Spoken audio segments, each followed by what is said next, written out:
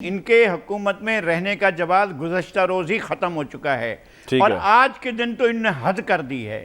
آج کے دن جو کچھ وزیر اعظم پیش ہوئے سپریم کورٹ میں اور ملک کی عدالت عظمیٰ نے جس طرح سے انہوں نے اظہار کیا وہ تو ہمارے لیے بالکل قطعاً شرمندگی کا بات ہے۔ عدالت کا یہ سوال ہی ان کے لیے کہ آپ دوسری بار سرنڈر کرنے جا رہے ہیں؟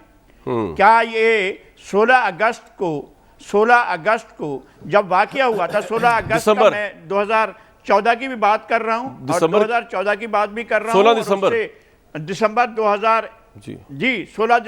2014 کی بات کہ یہ 5 مہینے سے حکومت کو یرغمال بنا کر بیٹھے ہوئے تھے، گھیراؤ کیا ہوا تھا، کنٹینر پر چڑھے ہوئے تھے اور کچھ بھی کام کرنے کے لیے تیار نہیں تھے، یہاں تک کہ چین کے پریزیڈنٹ شی جن پینگ کا دورہ ملتوی ہو گیا تھا اور وہ حکومت کو انہوں نے اپنے طور پر لاچار کر رکھا تھا اور امپائر کی انگلی اٹھنے کا انتظار کر رہے تھے۔ یہ 16 دسمبر کا واقعہ جو ہے ان کو یہاں سے جب بچوں کی شہادتیں ہوئیں تو اس کو لنک کرنا چاہیے اور سوچنا چاہیے کہ جب بچوں کی شہادتیں ہوئیں تو یہ وہاں سے اٹھے اور یہ چاہتے تھے کہ یہاں سے اٹھیں اور کیونکہ فیل ہو چکے تھے، چونکہ پارلیمنٹ اپنا اس بات کر چکی تھی، پارلیمنٹ نے اپنا ڈٹ کر کہا تھا کہ ہم آپ کے ساتھ نہیں چلنے کو تیار ہیں اور پارلیمنٹ میں تمام جماعتوں نے مل کر جو حکومت کے خلاف بھی تھیں میاں نواز شریف کی وہ بھی ان کے ساتھ آ گئی تھی اور کہا تھا کہ ہم اس صورتحال کا سامنا کرنے کو تیار ہیں اور یہ ٹھیک نہیں ہے جو کچھ پی ٹی آئی کر رہی ہے اور ان کو موقع ملا کہ یہ فرار اختیار کریں۔ اس فرار اختیار کرنے کو اور دھرنے کو ختم کرنے کو 16 دسمبر کو دھرنا ختم ہوا،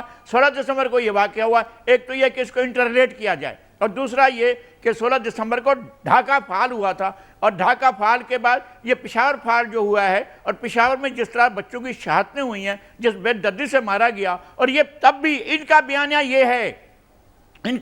یہ ہے کہ یہ ہماری جنگ نہیں ہے، لوگ ہمارے مارے جا رہے ہیں، گریزن ہمارے ان پر حملہ ہو رہا ہے، ہماری چھاونیوں پر حملہ ہو رہا ہے، جی ایچ کو کوئی یرغمال بنایا جا رہا ہے، جی ایچ کو پر حملہ ہو رہا ہے۔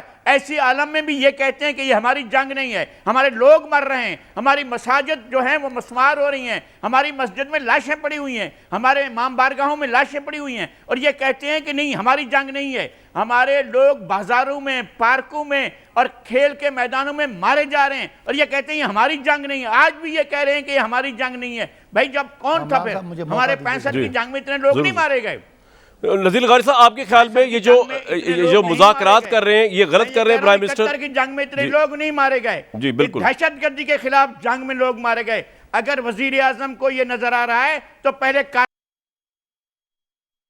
جاوید باجوہ کے خلاف کہ جناب آپ نے ان کے خلاف جنگ کیوں چھیڑی، رد الفساد کیوں ہوا اور وہ جو ضرب عضب تھا وہ کیوں ہوا، تو پھر تو وہ جائیں نا 2 آرمی چیف ان کے سامنے ان کے خلاف کارروائی کریں اور کہیں کہ جناب یہ ہماری جنگ نہیں تھی۔ آپ نے یہ کیا کر دیا کہ آپ نے ہمارے معصوم لوگوں پر جو ہے لغاری صاحب میں آپ کو اور یہ ان کے جو آپ کے خیال میں مذاکرات نہیں ہونے چاہیے بینڈ آرگنائزیشن یا دہشت گردوں کے ساتھ؟ یہ کہہ رہے ہیں مجھے موقع دیجیے گا۔ قطعاً نہیں، کرش کر دینا چاہیے جو بھی ریاست کی ریٹ کو چیلنج کرے۔ رائٹ، میں آپ کو ایک بات بتاتا چلوں، یہ بات اس لحاظ سے نذیر لغاری صاحب صحیح کہہ رہے ہیں، میں نے کل بھی بتائی تھی 2008 میں جب میں نے 2008-9 کے اندر جب میں نے پیپلز پارٹی کی حکومت تھی تو عمران خان صاحب کا ایکسکلوسیو انٹرویو کیا تھا اور اس کے اندر ان کو میں بار بار پوچھ رہا تھا کہ پاکستانی فوج جو ہے اس وقت وہ شہادتیں دے رہی ہے اپنی اور آپریشن چل رہا ہے سوات کے اندر بھی اور دوسری جگہوں پہ بھی، تو آپ کا یہ کہنا کہ ہماری جنگ نہیں ہے، تو آپ جو ہمارے فوجی شہید ہو رہے ہیں آپ ان کی شہادت کو انڈورس اور ایکنالج نہیں کر رہے ہیں۔ عمران خان صاحب نے اس کو انڈورس کرنے سے انکار کر دیا تھا، انہوں نے کہا کہ نہیں میں اس جنگ کے ساتھ نہیں ہوں، اور مولوی صوفی محمد اور فضل اللہ کے فضائل وہ خیر بیان کر رہے تھے اس انٹرویو کے اندر۔ تو یہ لغاری صاحب اس لحاظ صحیح کہہ رہے ہیں کہ میں نے تو کنفرنٹ کیا ہوا اس وقت پی ٹی آئی کے چیئرمین کو۔ صداقت صاحب آپ کچھ کہنا چاہ رہے ہیں؟ میں بریک لے لوں، بعد میں بات کریں گے، ابھی کہنا چاہ رہے ہیں؟ میں پہلے تھوڑی سی بات مجھے موقع دے دیں۔ میں لغاری صاحب نے جو بات کی ہے کہ جی کل یہ جواز کھو بیٹھے، بڑی انہوں نے باعث گفتگو کی ہے، یک طرفہ گفتگو کی ہے، بہرحال ان کا حق ہے، لیکن یہاں لگ رہا ہوتا ہے کہ صحافیوں کے اپنے یار آپ کسی بھی کریکٹر اٹیک نہ کیا کریں، آپ ان کی بات پہ بات کریں نا سر۔ صداقت بھائی آپ ہر ایک کو کنٹروورشل کر دیں، مجھے تو چلے مجھے تو فرق نہیں پڑتا، اب ان کو شریف آدمی کو بھی آپ شروع ہو گیا۔ لغاری صاحب جواز 2 باتوں سے ختم ہوتا ہے، سن لیں ذرا، 2 باتوں سے ختم ہوتا ہے۔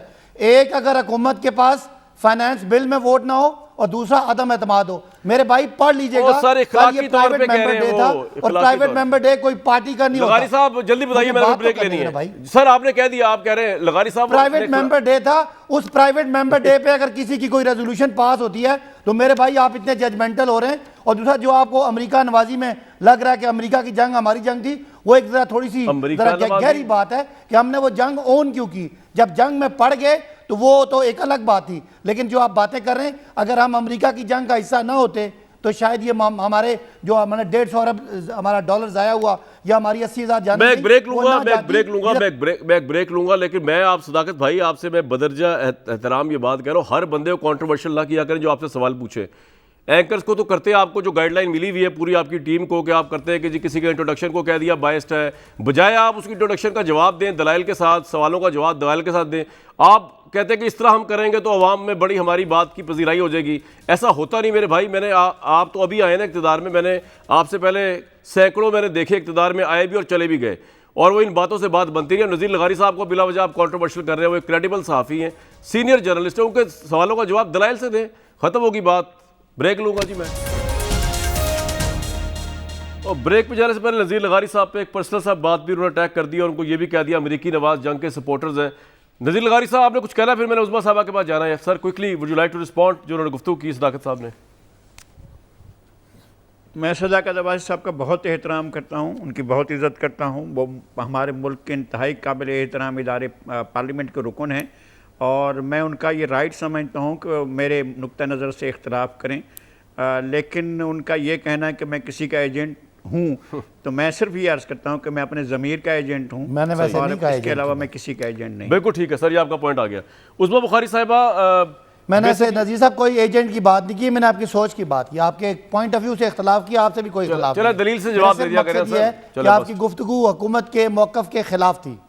میں نے ایجنٹ میں سے یعنی کہ جو بندہ آپ کے موقف کے میں شدید جی میں حکومت کے موقف کا شدید مخالف ہوں, چونکہ حکومت کو میں سمجھتا ہوں کہ ایک غلط حکومت ہے, اور اس حکومت نے ملک کے عوام کو سوائے بربادی کے کچھ بھی نہیں دیا ہے. میں صرف یہ سمجھتا ہوں, اور یہ میرا نقطہ نظر ہے. اچھا میں بھی جو حکومت کی مخالفت کرے, اگر کسی پوائنٹ پہ کرے لغائی صاحب, تو میں اس کو اپنا موقف رکھنے کے چلے میں ابھی آتا ہوں دوبارہ, پہلے عظمیٰ کے پاس جاؤں گا میں, عظمیٰ صاحبہ کے پاس. اور جو حکومت کی مخالفت کر رہا ہے, ایک منٹ تو ٹھہر جائیں یار بھجن, آتے ہیں. عظمیٰ بخاری صاحبہ, یہ صرف پارلیمنٹ کا اجلاس مؤخر ہوا ہے یا اس سے بھی بڑھ کے آپ ابھی کوئی لانگ مارچ کی پلاننگ بھی ہے یا کچھ, اور آپ کو لگتا ہے کہ یہ اجلاس مؤخر اسی وجہ سے کیا گیا کہ آپ کے پاس ان کے لوگ ہیں, اور اگلا جب اجلاس جب بھی آئے گا تو وہ آپ شو آف اسٹرینتھ دکھا دیں گے اور وہ ووٹ آف نو کانفیڈنس ہو جائے گا اس گورنمنٹ اور پرائم منسٹر صاحب کے اوپر, یا صرف اتحادیوں کا معاملہ ہے؟ تو مجھے جو ہے وہ جی, میں پہلے لغاری صاحب بہت بزرگ ہیں, بہت سینئر ہیں, میں ان کو مشورہ دینے والی تو نہیں ہوتی, لیکن پھر بھی ان کو یہ کہنا چاہتی ہوں کہ لغاری صاحب اب آپ عادی ہو جائیں. جو شخص, وہ دیکھ لیا نا انہوں نے بعد میں بھی کہہ دیا, جو حکومت کے حق میں نہیں بولے گا, جو حکومت کی لائن ٹو نہیں کرے گا, اس کو گالیاں بھی ملیں گی, وہ ایجنٹ بھی ہوں گے, وہ بغاوت ان کو غداری بھی ہوگی, وہ سب کچھ ہوں گے. تو ان کی حکومت سے اس طرح کے میڈل ملنا جو ہے وہ فخر کی بات ہے.